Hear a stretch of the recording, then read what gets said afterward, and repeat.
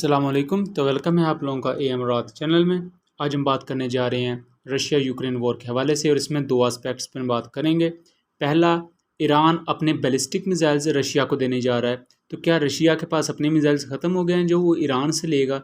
और उसके अलावा आपने फाइटर जेट्स के थ्रू फाइटर जेट्स या एयर डिफेंस सिस्टम्स के थ्रू फाइटर जेट्स गिरते हुए देखे हैं, लेकिन यूक्रेन रशिया वॉर में एक ड्रोन के ज़रिए फाइटर जेट भी गिरा है।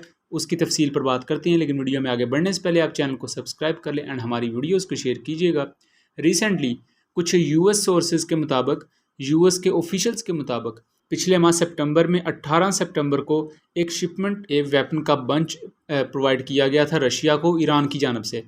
उसमें कुछ बैलिस्टिक मिसाइल्स थे, ये कहना है यूएस के कुछ ऑफिशियल्स का, और उनका मज़ीद ये कहना है कि ईरान अब मज़ीद बैलिस्टिक मिसाइल्स भी प्रोवाइड करेगा रशिया को। लेकिन जो पिछली शिपमेंट थी उसमें जो चीज़ें कंफर्म की हैं वो महाजर 6 ड्रोन थे।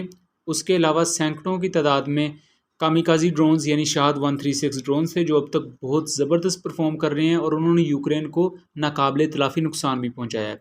लेकिन एक चीज़ ये कि ईरान बहुत जल्द बैलिस्टिक मिसाइल्स भी फ्राहम करेगा रूस को। अब ये बैलिस्टिक मिसाइल्स होंगे कौन से? दो बैलिस्टिक मिसाइल्स का नाम लिया जा रहा है, एक फतेह 110 मिसाइल, उसके अलावा जुल्फ़िकार मिसाइल।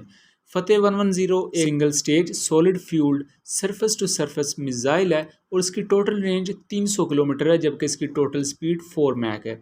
ये एक बैलिस्टिक मिसाइल है, जबकि जुल्फ़िकार भी एक बैलिस्टिक मिसाइल है और इसकी रेंज 700 किलोमीटर है, लेकिन इसकी जो एक्यूरेसी है वो फतेह 110 मिसाइल से भी ज़्यादा है।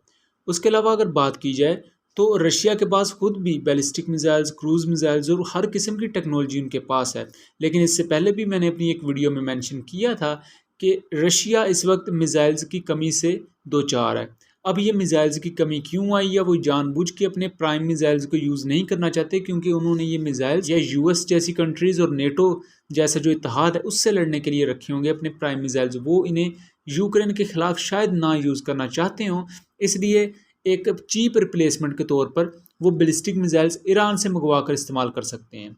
दूसरी चीज़ यहाँ ये भी हो सकती है कि रशियन मिसाइल्स की अवेलेबिलिटी इस वक्त उन्हें ना प्रोवाइड हो, या उसकी वजह पुअर मेंटेनेंस भी हो सकती है, जिसकी वजह से एक रैपिड एक्शन के तौर पर वो ईरान से मिसाइल्स ले रहे हों। बहरहाल यहाँ ईरान एक पावर के तौर पर उभरा है जिसने अपने कामिकाजी ड्रोन्स के ज़रिए पूरे के पूरे यूरोप को दहला कर रख दिया है, जिस तरह कामिकाजी ड्रोन्स यानी शाहद 136 ने परफॉर्म किया है यूक्रेन में। और आज ही के दिन कीव के इलाकों में बहुत से शाहद 136 ड्रोन्स ने तबाही मचाई है और बहुत सी यूक्रेनियन बिल्डिंग्स को भी डिस्ट्रॉय किया है।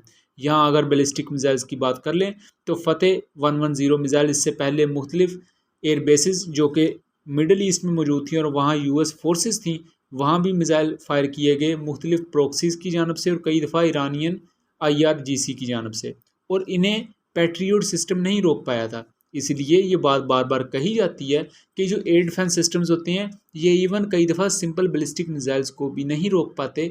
सेम एज अगर हाईमार सिस्टम की बात की जाए तो उसे रशिया का S-400 भी नहीं रोक पा रहा मौजूदा यूक्रेन रशिया वॉर में। तो इसके क्या इफ़ेक्ट्स होंगे ये आने वाले वक्त में देखना काफ़ी दिलचस्प होगा। जबकि दूसरी तरफ अगर दूसरी हम आस्पेक्ट की बात करें तो रिसेंटली एक MiG-29 क्रैश हुआ 1 या 2 दिन पहले, और ये यूक्रेन का जो MiG-29 क्रैश हुआ ये असल में विनिस्टा के इलाके में जब इसका हादसा इसको पेश आया तो उस वक्त मुख्तलिफ इसके बारे में स्पेकुलेशंस की जा रही थी, लेकिन बाद में जो चीज़ निकल कर सामने आई वो बहुत ही ज़्यादा सरप्राइजिंग थी।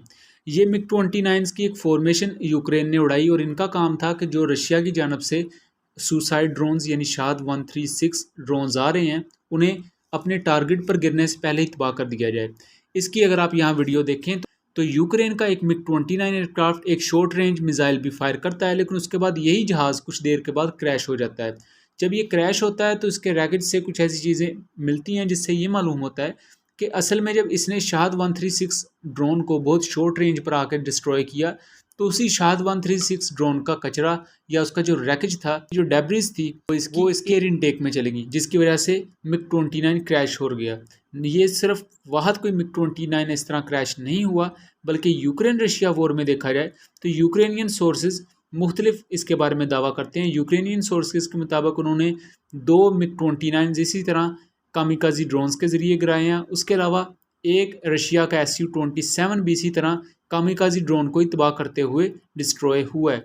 तो ये एक बहुत ही अजीब सा सिनेरियो है और शायद तारीख में कभी पहले इस तरह का वाक़या नहीं हुआ हो कि एक ड्रोन को मारने के लिए जहाज़ जाए और उस ड्रोन के रैकेट की वजह से ही वो जहाज़ खुद डिस्ट्रॉय हो जाए।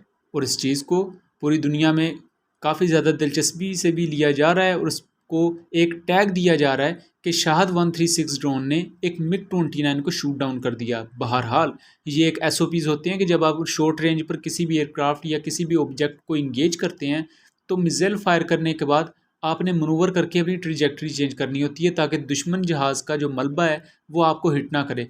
यहाँ यूक्रेनियन पायलट्स की ये गलती भी नज़र आती है कि उन्होंने शायद इन SOPs को फॉलो नहीं किया, जिसकी वजह से उनके MiG-29 को क्रैश होना पड़ा या उनको हादसा पेश आया और उनके MiG-29 डिस्ट्रॉय हो गए। तो आपका इसके बारे में क्या ख्याल है? अपनी आरा से ज़रूर आगाह कीजिएगा। मिलेंगे अगली वीडियो में, तब तक के लिए अल्लाह हाफ़िज़।